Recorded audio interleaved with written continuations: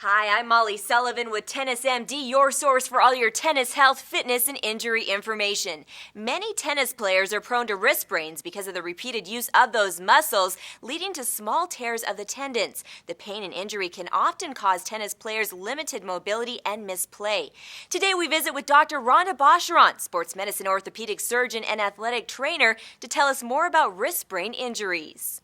Wrist sprains are an injury to the ligaments of the wrist. They include the ligaments that may allow the wrist to go from one side to another or up and down.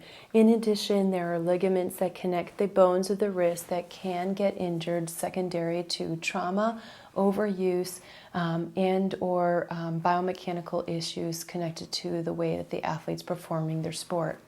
Symptoms of a wrist sprain may include swelling, pain, and lack of ability to use the wrist in a similar fashion as prior to the injury.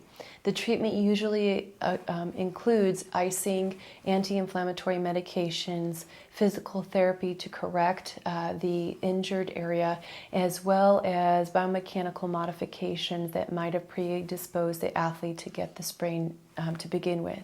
An athlete can usually play with a sprained wrist. However, if the wrist is a major portion of the sport-specific activity, it may require a short stint of rest and or taping or bracing to allow the athlete to return to play. Treating a wrist sprain is the same thing as treating an ankle sprain.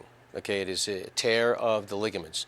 Depending on how severe the tear is, could be a grade 1, means you only tore a few fibers. Grade 3, almost the whole ligament's gone, could require surgery. The rehabilitation, therefore, is dependent upon what type of grade of the sprain, how severe it was.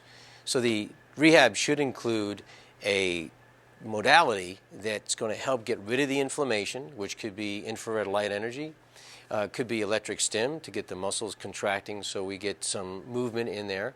It could be just light exercises to, again, stimulate the reabsorption of that fluid that is now out in the joint space.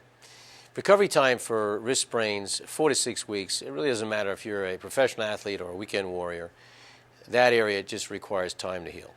Be sure to keep these tips in mind when you prepare for sports and want to stay strong and healthy. I'm Molly Sullivan with TennisMD.com. Remember, at TennisMD, health equals performance.